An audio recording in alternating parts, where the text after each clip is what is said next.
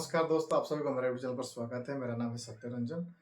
दोस्तों, share market के बारे में हम बात करेंगे और यहाँ पर जो दो पहलू होता है और जो रिस्क बोलते हैं, यहाँ पर कितना है रिस्क है और नुकसान जो बोलते हैं लॉस भी बहुत ज़्यादा हो जाता है, उस पर बात करेंगे। यहाँ पर गलती कहाँ पर लोग करते हैं उस पर हम बात करेंगे। देखिए दोस्तों, चाहे शेयर मार्केट हो या फिर किसी और फील्ड हो, उस फील्ड के बारे में तुम्हारा जो बेसिक नॉलेज है वो होना बहुत ज़रूरी है।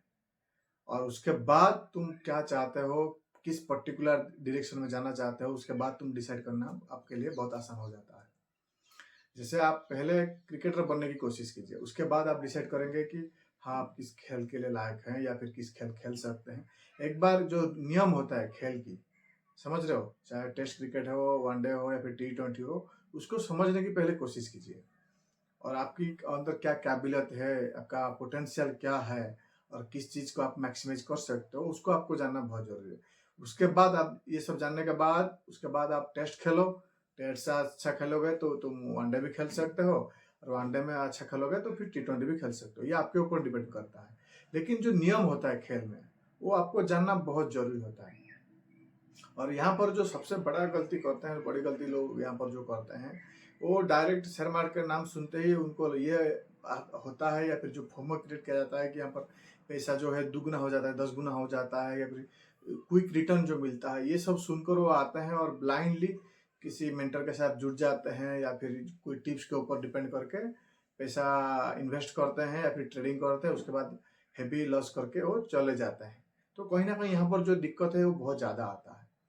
समझ रहे हो? तो कहीं न कहीं आप शेयर मार्केट को समझने की कोशिश कीजिए, कि क्या है, क्या नहीं है। उसके बाद वो पर्टिकुलर जो आप चाहते हो, या फिर ट्रेडिंग करोगे या फिर फ्यूचर ऑप्शन में करोगे या फिर स्विंग ट्रेडिंग करोगे या फिर इन्वेस्टिंग करोगे, लॉन्ग टर्म करोगे या फिर शॉर्ट टर्म में इन्वेस्टिंग करोगे, तो ये आपको सबको पता होना चाहिए। उसके बाद आप कोई भी पर्टिकुलर डायरेक्शन में जाने की कोशिश कीजिए।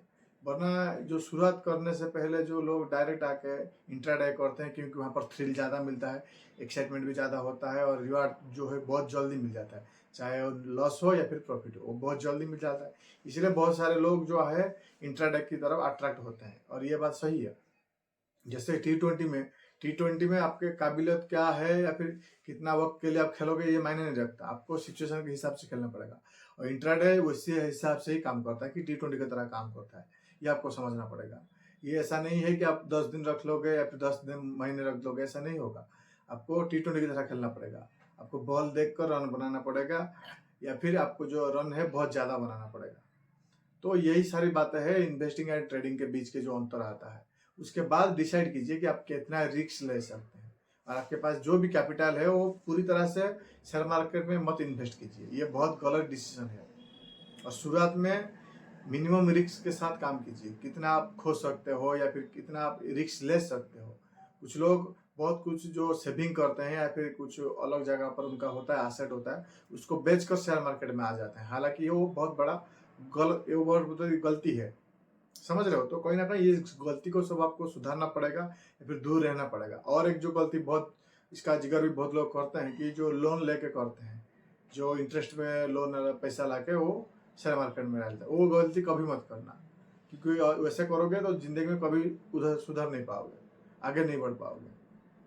क्योंकि खासकर इंट्राडे ट्रेडिंग में जब अगर करोगे, वहाँ का जो नुकसान होता है बहुत सारे लोगों का बहुत ज़्यादा होता है।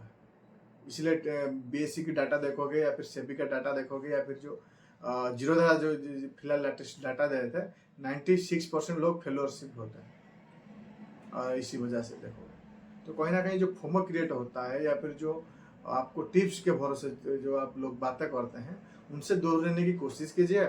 आप खुद कितना मेहनत करके कितना टाइम दे के सीख सकते हैं, ये सबसे ज़्यादा मायने रखता है।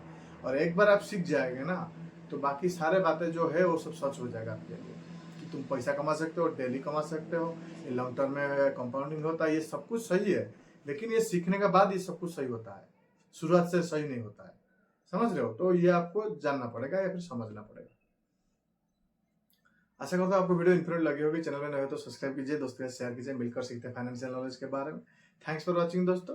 नमस्ते।